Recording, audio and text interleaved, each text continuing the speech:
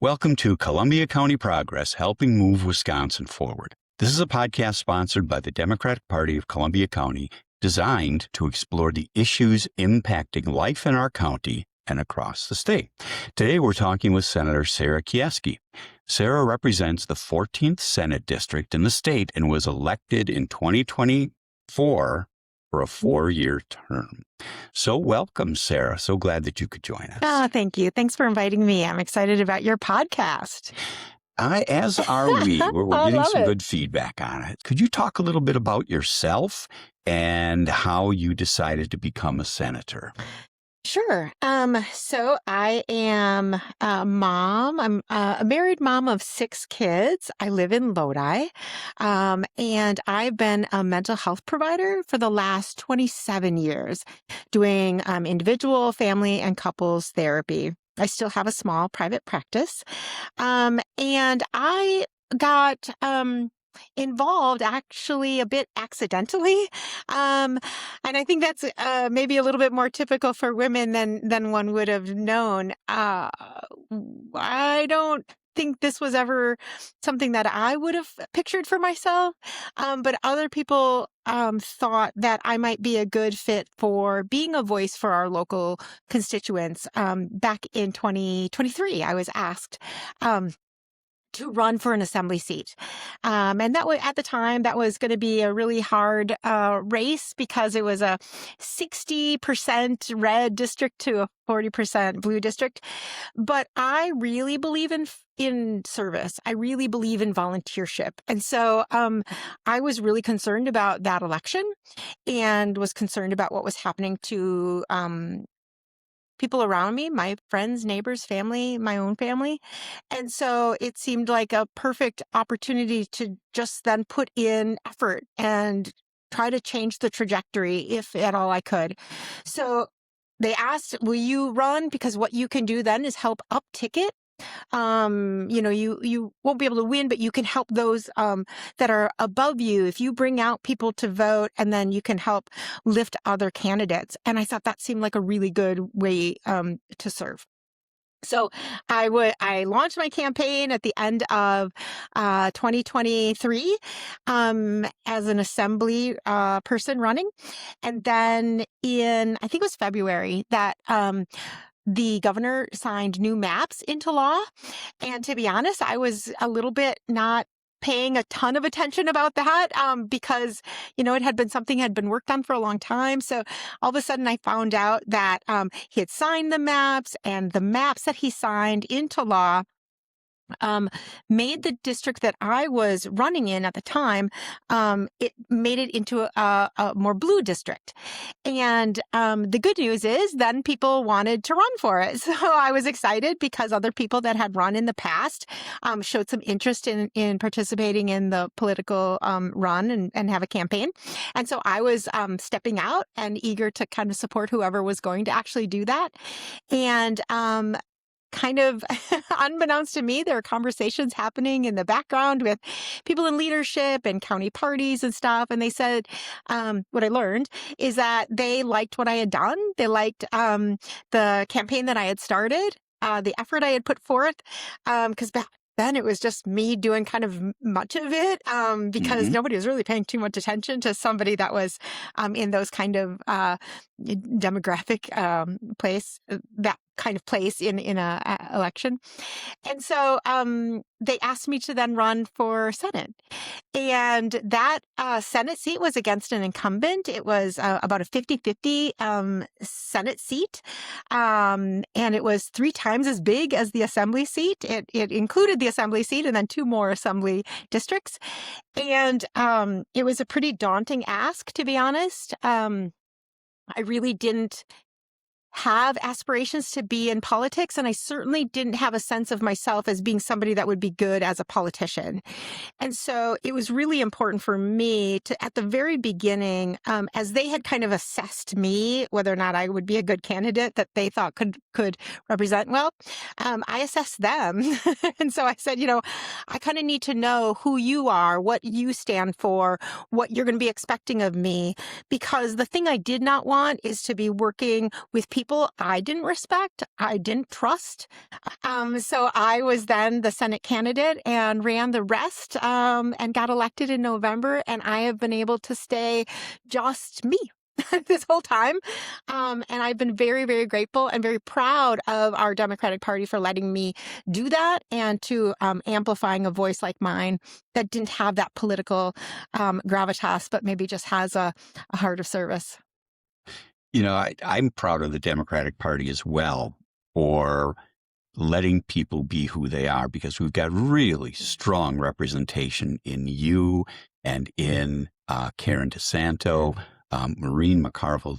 We are so fortunate in Columbia County to have you representing us. Thanks. I agree. I love both of those women also, and I think they do have a really strong, unique, valuable voice that is just of the common person, really. Mm-hmm. And that's what we need. Let's jump into the reality that is in Madison. Okay. You did a column about a month ago, and basically the message there was, the line for me that I remember was that constituents deserve better than lazy leadership. Tell us a little bit more about that. Expand on the thoughts that you shared in that column. Yeah. So like I said, I didn't have any political experience beforehand. So I came into the legislature both really naive, but having some expectations. I think just because I thought, right, that we would have a bunch of adult leaders that were working to help Wisconsinites and people would be serving in that way. And I just had certain, I think, expectations. I have been both proud to see some things. Like I said earlier, one example would be who the Democrats were allowing to run. That was something I was proud to see. But I've been very disappointed to see, in some ways, the work ethic. I grew up on a farm, and so I only know how to work hard. I just know that's just kind of ingrained in me. And I think that's much true of most Wisconsinites. We're just sort of like hard workers.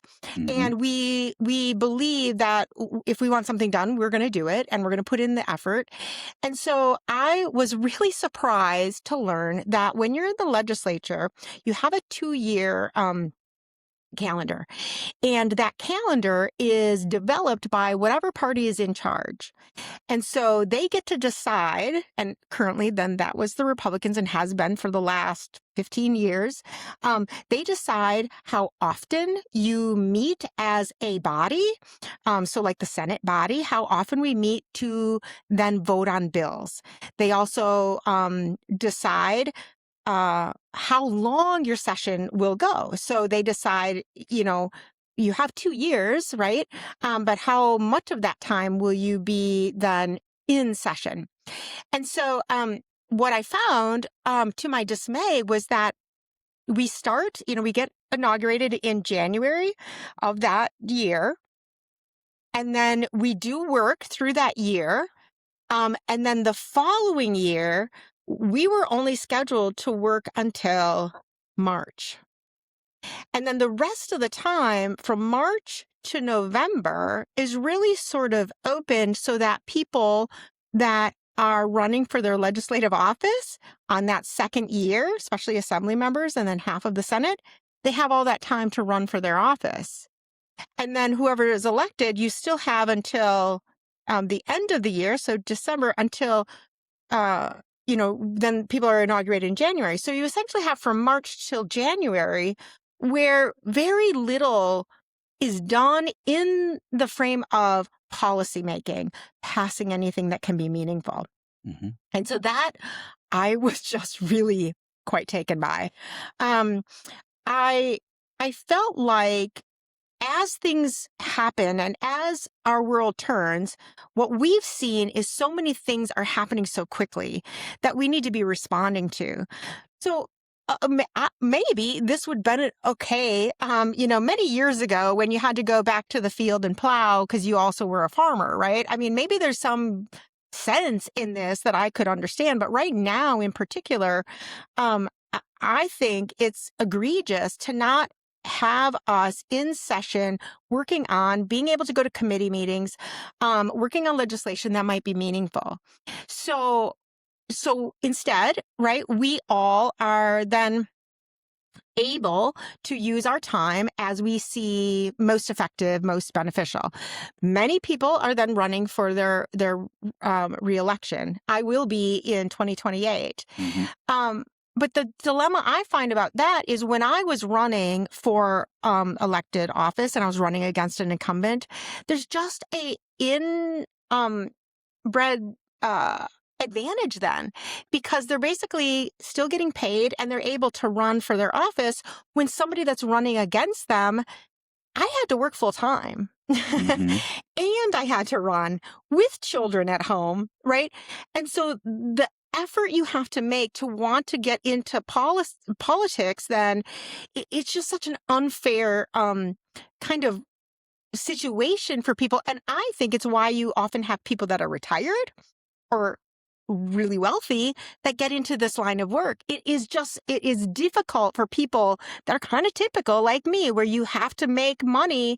You can't just volunteer your time to run because but you have to be at so many places. You have to do so many talks. You have to knock on so many doors. You have to raise money. It's like another job. And so I just think it should be changed. I don't exactly know how. I would like us to work longer. I would like us to have less time in running for office. I think people get irritated by elections starting so early. I get annoyed by it. I think it's way too early. So my personal opinion, and I'm not speaking for the whole party, but for my personal opinion, I really wish it would be much later. I wish we stayed in session and kept working, or had the ability to work. And I wish that we could do something with changing campaign financing so that we allowed more people to enter, so that the representation is more representative. Okay. Now, you did mention before we started recording that you had been in a committee hearing today. I happen to be somebody that has been very proactive in filling my calendar, building groups that I want to work with so that we have this plan. This was something that I worked on, bringing together those of us on the Assembly side and on the Senate side that are Democrats in the education field or committees, working on what are we looking at as we go forward? What are we going to want to do? What are we thinking? What needs to change? And starting to have these really robust conversations so that we don't waste this time, but we are, up and running then when our new body is elected and inaugurated in January. So I'm also I've asked to be on a study committee. There's a study committee on AI and healthcare that I'm going to be on. So that's another thing that I'm, eager to participate in. I'm still involved in a lot of things and I stay very busy. But again, that is of choice. And my hope is most legislators, if not all, do something similar. Okay. So clearly, one of the concerns that you have is just the way the legislature is functioning. And let's move from that to issues that are on the top of people's minds. Okay. So what do you see or what do you hear are the top concerns of constituents? There's so many, honestly, and that's what's really sad. The cost of things is top of mind. But then that leads into the cost of my childcare, the cost of my health care, the lack of money for our school children and what's happening to our schools, the limited money we have in our small municipalities and how our small communities are kind of shrinking and dying. the lack of housing affordability and housing options, small family farmers struggling to make it, and being concerned about being able to pay their loans because the price of everything is going up, fertilizer, seed, etc. So honestly, it's really just it's heavy. It's heavy right now to ask anybody, kind of what they need or what they want or what they want me to hear about. It's people struggling just to kind of functionally exist in this economy. Okay. When you sit down with folks from different political persuasions, do you hear differences among them on the issues? There's more of a sense from the Republican side of the aisle that government is wasteful and ineffective. And so you guys will just take our money and you won't help us. And so this economic crisis we're in, you'll probably make worse. Versus people on the Democratic side seem more willing to say, how can you help us? What are you doing? How can you protect us from the things that are happening at the federal level, for example?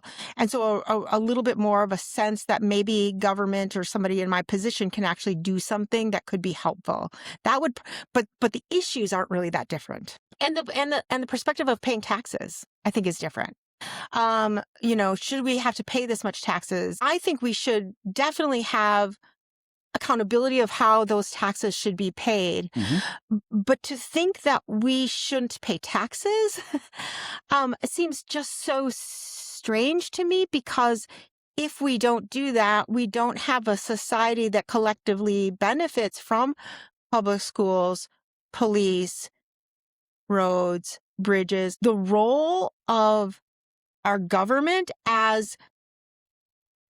of the people, for the people, by the people, that we are just people in this governmental body, or I'm just a person. And I think people get really distant from their political representatives as if we're like really, I don't know, like some kind of alien. It's just very strange. How do we look at the whole and the beauty of we all do better when we all do better?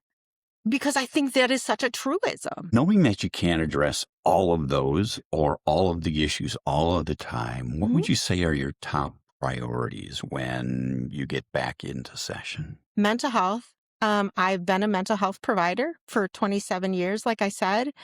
The well-being of us as people, our psychological health and well-being, and that of our children is of utmost importance to me. If we do not have a healthy society or healthy children, healthy people, we do not have a healthy society. And that is fundamentally going to cause all kinds of angst. And I think we already see that. I'm also on the education committee. I firmly believe in the investment in our children and their education, so that we have an educated populace that then drives our economy with innovation, with learnedness, that like really develops our economic base so that we can be a flourishing state. And the other one is I'm on the Agriculture and Revenue Committee. And for me, as a person that grew up in Cashton, Wisconsin, that was a town of about 850 people.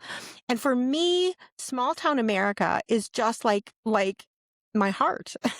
And so I see how important it is to make sure that we have people living there, so that we have enough students in the school, so that we have people paying the property taxes, so that we have small businesses that help keep economic viability for our community, so that we have farmers that are able to make a living so that they can keep their farmland, so that we can also keep it rural rather than all developed. So all those pieces for me are really important. And that's probably where I end up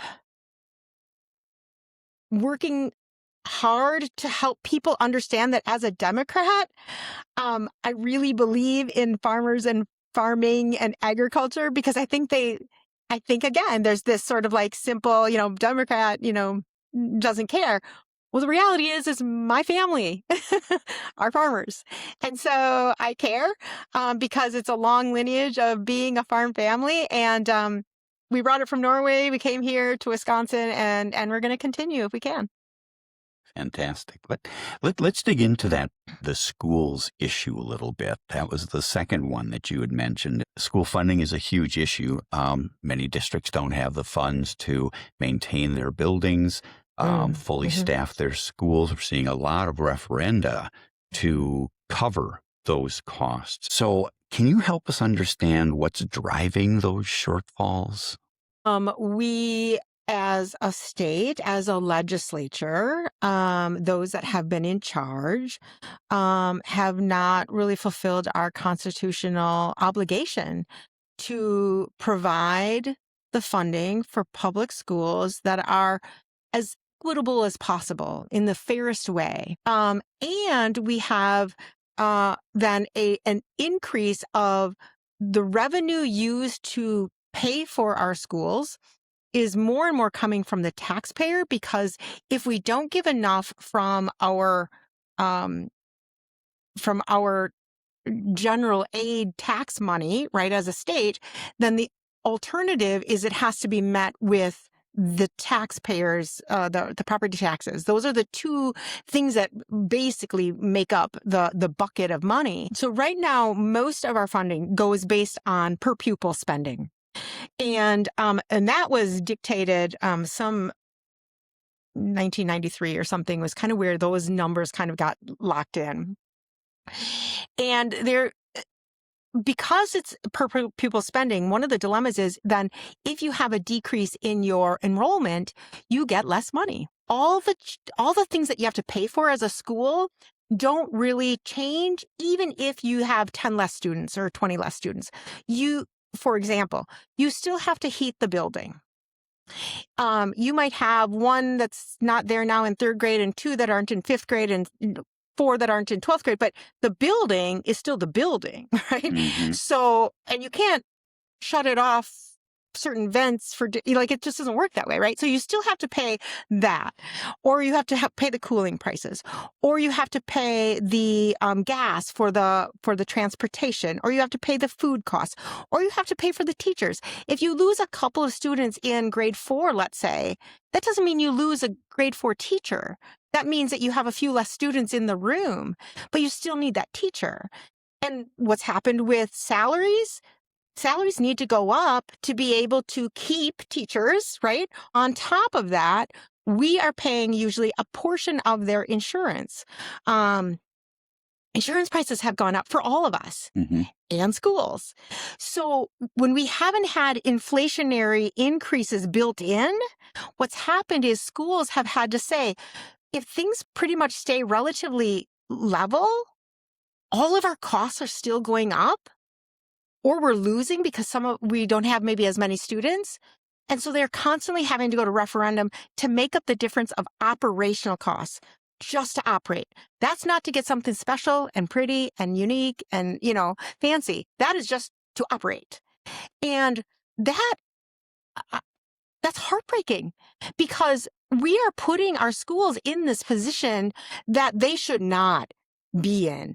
That is a dereliction of duty in my mind, of policymakers, of legislators over the years, and we need to right that.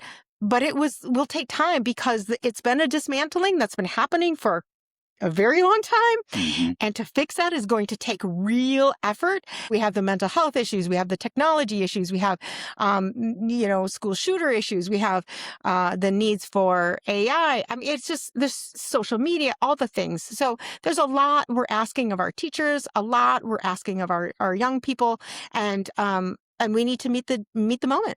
One of the things that's been the most heartbreaking is hearing how desperate schools are for funding, and how often they're having to look at what are they going to cut next, so that kids are, again, losing something, right? It could be a sport. It could be an extracurricular activity of theater. It could be a opportunity to do a field trip. It could be a teacher that teaches something that is an elective. I mean, constantly, right? They're shrinking and shrinking and shrinking because they have no other choice. And so it's been heartbreaking for me. And being in the minority party, I simply haven't been able to do anything other than propose policies or support policies, but they have not even gotten a hearing. They don't get a vote. And so they go nowhere. And so it's just been like heart sickening. I've said, I think it is our moral obligation to address this for our kids, for our state. You mentioned the moral obligation. You've also mentioned the constitutional obligation. Yeah. And that leads me down a path of thinking about public schools and private schools. Yeah. And what's the appropriate interface between those two? I think that's such a good question. It's interesting because if you read the Constitution, the other thing it says is it needs to be secular, the education that is provided. Okay. And what we know is that many of the voucher private schools, probably something around 80%, are affiliated to some religion. I personally don't believe that public dollars should be paying for religious education.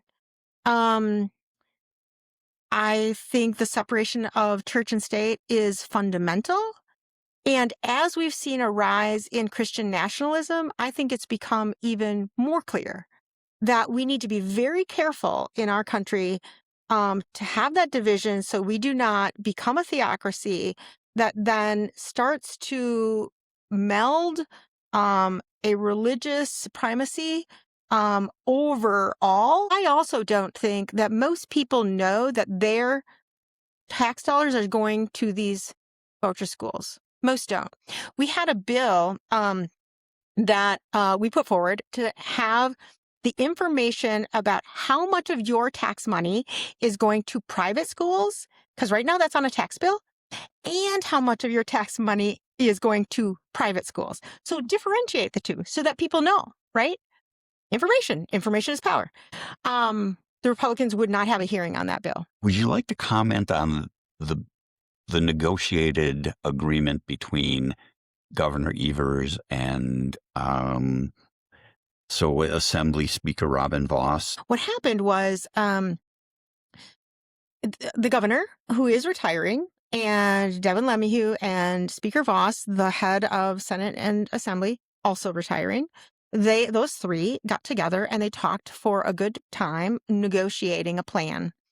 Our leaders, Greta Neubauer from the Assembly, a Democrat, and Diane Hasselbein from the Senate, a Democrat, asked to participate in those conversations, and they were excluded. What I now know is that there was the assumption that because the Republicans have the majority, they only needed 17 of the 18 of their Republican members to vote for it, and it would pass without any Democrats.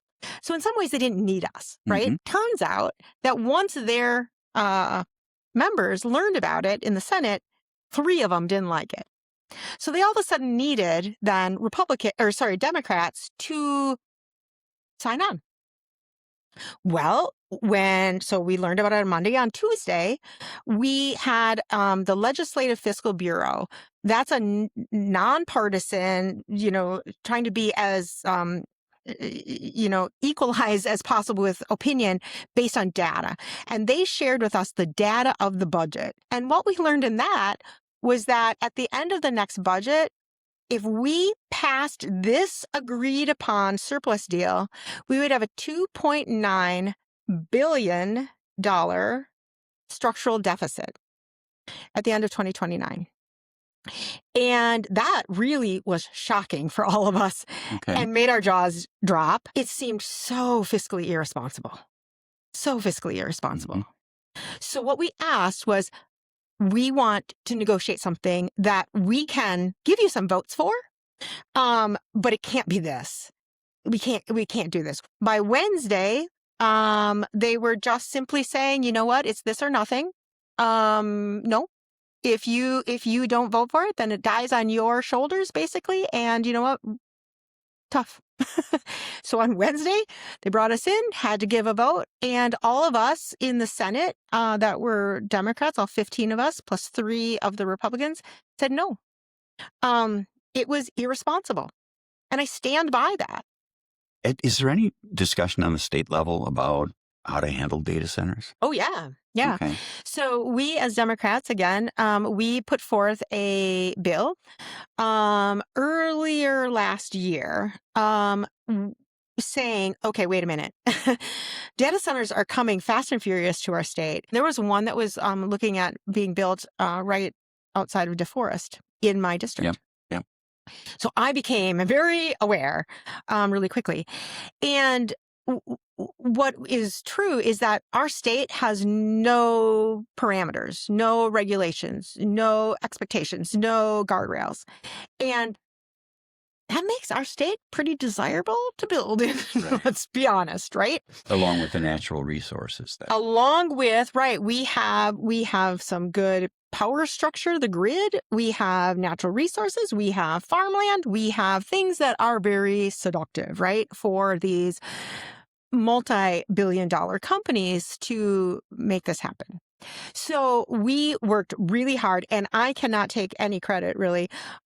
Senator Jody Habesh-Sinnikin was huge. They worked very hard to develop legislation to provide these guardrails. It was like, transparency on how much energy or water you use, how much energy, building that energy, making sure that the price of that doesn't land on ratepayers. I mean, it was a comprehensive bill.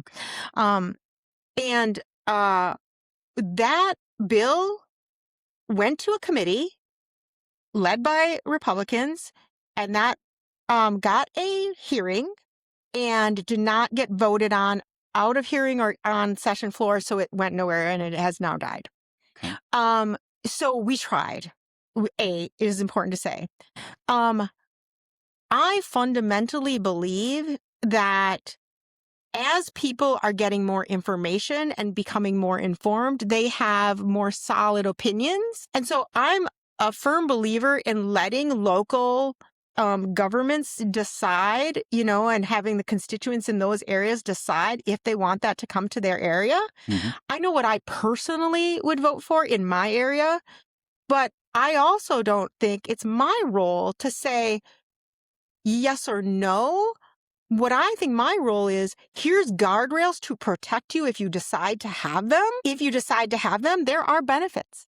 That's just the reality. That's why they're so seductive, right? Yeah, and it sounds like there's going to be more work on that in the future. Must be, yes. I want to get to the Fair Maps question. The Fair Maps groups in the country, in the state, have proposed a commission. Nonpartisan commission. Is that something that you would support? Or 100%. 100%. Absolutely. Absolutely. I am in full support of nonpartisan drawing of districts so that we have a representation that is based on the population and not political party. And my hope is that the Democratic leadership would lead the state that direction and get Fair Maps in place, memorialized so that it would be independent of who's controlling the legislature and the governor's suite. So. Yeah.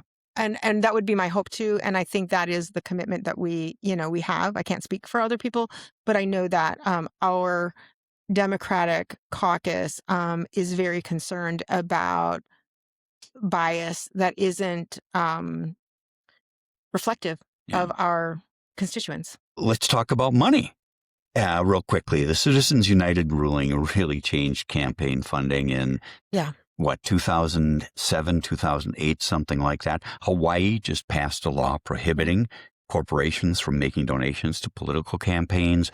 Montana is working on this process through, I think, a constitutional amendment. Do you see Wisconsin pursuing something going forward to limit the influence of big money and dark money in politics? I think it will depend on who's in charge. Okay.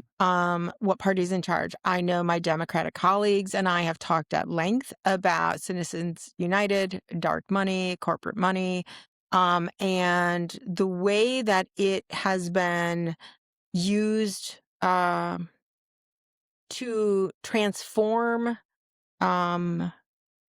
voting from people that are paying attention and care about our community to people with lots of money that are able to put it into advertising and propaganda, etc. So I know that we are very eager to do anything that we can legally to limit campaign monies, dark monies in that way, and to really have a fair uh, place where we're all working from, rather than being able to, kind of court billionaires. I think that's unfortunately where people get really disgusted with politics, is because whoever is filling the coffers, right, has a little bit more say. So, Sarah, what gives you hope for the future of government in Wisconsin?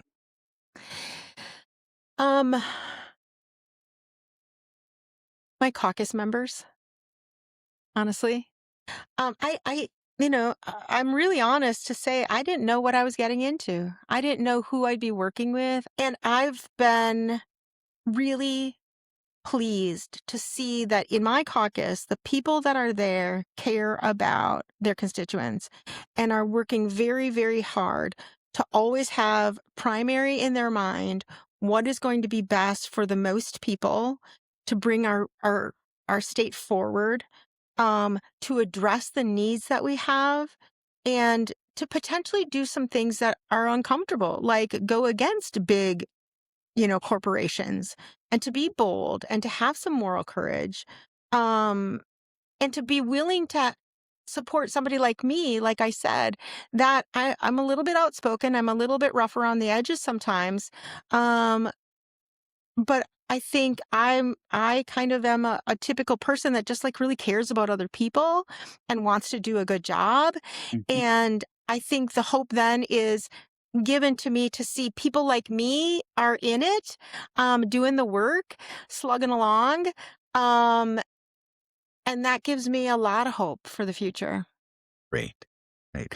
Well, thank you for joining us today. And it really has been helpful. And I'm really anxious to put this out to the audience, Sarah, because you do offer so much, such great insights into the body politic and Madison. And you exude hope that we're going to be able to overcome the challenges that are there. Thank you again, Sarah, for joining us. You're welcome. Thanks for having me.